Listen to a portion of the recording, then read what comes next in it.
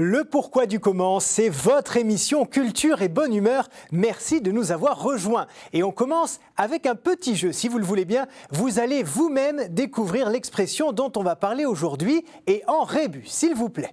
Allez, vous êtes prêts? On y va. Voilà.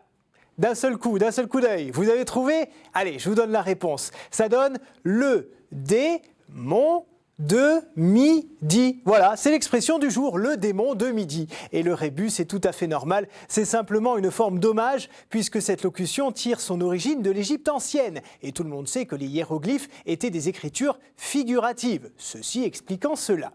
Bon, et sinon, c'est quoi exactement le démon de midi? Eh bien, pour certaines personnes, la quarantaine ou la cinquantaine sont des périodes délicates de la vie, des moments de déprime, soit parce qu'elles ont le sentiment d'avoir raté l'occasion d'une vie plus riche, ou parce qu'elles ont atteint leurs objectifs et qu'elles se demandent quoi faire maintenant. C'est une crise qui se matérialise parfois chez les plus fragiles par la volonté d'un changement radical, notamment dans leur vie de couple. Ils ou elles se mettent alors en recherche de nouveaux ou nouvelles partenaires plus jeunes dans l'espoir de retenir le temps qui passe. Mais pourquoi ce démon intervient-il à midi précisément?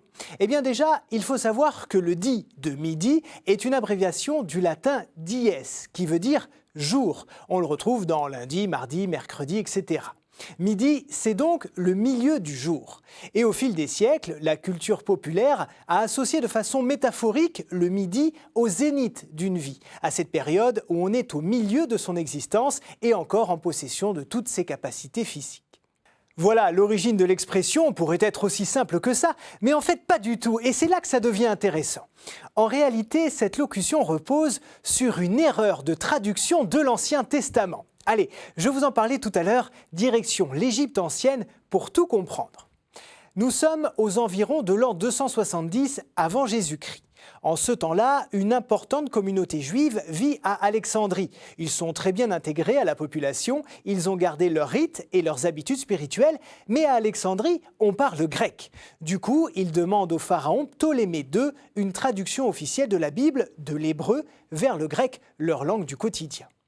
Le pharaon accepte et fait venir de Jérusalem 72 érudits pour réaliser cette mission.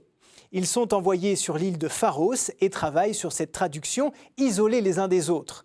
La légende raconte qu'à la fin de leur labeur, les 72 versions de l'Ancien Testament étaient identiques. Et c'est ainsi que naît la Bible des Septante, Septante pour les 72 Hébreux qui ont œuvré à sa traduction. Mais si la légende est vraie et qu'ils ont produit exactement la même interprétation sans se concerter, ça veut dire qu'ils se sont tous trompés sur le même passage. Et oui, rappelez-vous, je vous l'ai dit tout à l'heure, l'expression est issue d'une erreur d'interprétation d'un passage des Écrits saints. Tout se passe dans le psaume 90, au verset 6. Voici ce qu'il dit. Tu ne craindras ni les terreurs de la nuit, ni la flèche qui vole de jour, ni la peste qui marche dans les ténèbres, ni le fléau qui dévaste à midi. Et c'est précisément là que se situe l'erreur. Dans la Bible des Septante, le mot Yashud, qui veut dire « qui dévaste », fut confondu avec Shed, qui veut dire « démon ». Il est donc écrit « ni le démon à midi ».